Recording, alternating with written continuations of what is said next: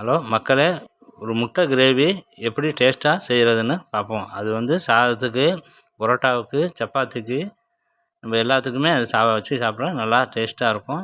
அது எப்படின்னு பார்க்கலாம் வாங்க. நல்லா சாதத்துக்கு தக்காளி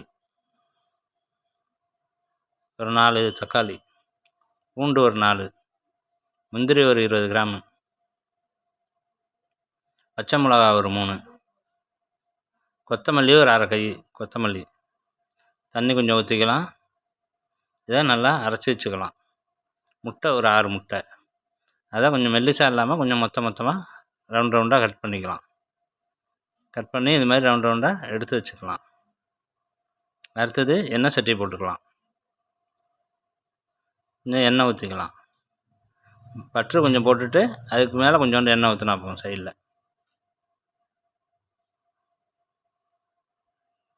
அன்னாசி பூ 2 கிராம்பு, ஜீரகம் கொஞ்சம், பட்டை கொஞ்சோண்டு போட்டு நல்லா வதக்கிக்கலாம்.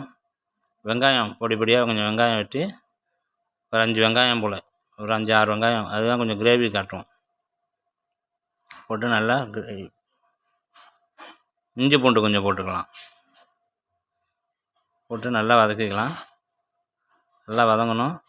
இப்போ நம்ம அரைச்சி வச்சிருந்த மல்லி, பச்சை மிளகா அதெல்லாம் போட்டோம்னா அதை போட்டு நல்லா பச்சை வாடை போகணும் சுத்தமாக. அந்தளவுக்கு நல்லா வதக்கிக்கணும். பச்சை வாடையெல்லாம் நல்லா போகணும். அந்தளவுக்கு நல்லா வதக்கிக்கணும். இப்போ மிளகாத்தூள் பவுட்ரு இதெல்லாம் நம்ம போடணும். என்னென்னன்ட்டு சொல்லலாம். ஒரு 2 ஸ்பூனு மிளகாத்தூள் காரத்துக்கு தகுந்த மாதிரி போட்டுக்கலாம்.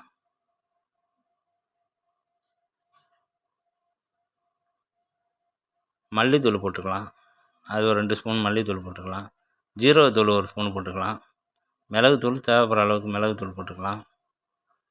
கரம் மசாலா கொஞ்சோண்டு போட்டுக்கலாம். மஞ்சத்தூள் ஒரு அரை ஸ்பூன் மஞ்சத்தூள் போட்டுக்கலாம். உப்பு போட்டுக்கலாம். போட்டு நல்லா மிக்ஸ் பண்ணிக்கலாம். இது ரொம்ப டேஸ்ட்டாக இருக்கும். இது எல்லாத்துக்கும் சாப்பாட்டுக்கு இது எல்லாத்துக்குமே யூஸ் பண்ணிக்கலாம். இடியாப்பம், பரோட்டா, தோசை எல்லாத்துக்குமே இது நல்லா டேஸ்ட்டாக இருக்கும். தண்ணி ஊற்றிக்கலாம். ரொம்ப ஊற்றக்கூடாது. கொஞ்சமாக ஓரளவு ஊற்றிக்கிட்டால் போதும். ஏன்னா ரொம்ப தண்ணி ஊற்றினா திக்காக வராது.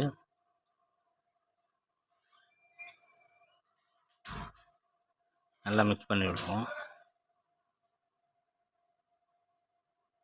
கொஞ்சம் மூடி வச்சுக்கலாம். எப்படி கலர் இருக்குது பார்த்தீங்களா? இது மாதிரி வரணும் கலரு. நல்லா கிண்டி விட்டுக்கலாம்.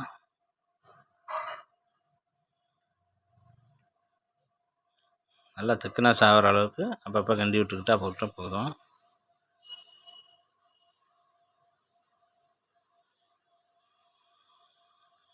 வெல்லம் கொஞ்சோண்டு போட்டுக்கலாம்.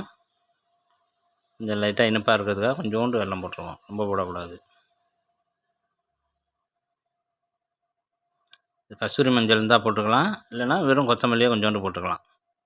முட்டையை மேலே அப்படியே அடுக்கின மாதிரி வச்சுக்கலாம்.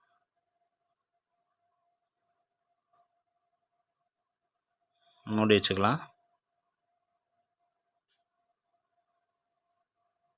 நல்ல டேஸ்டானது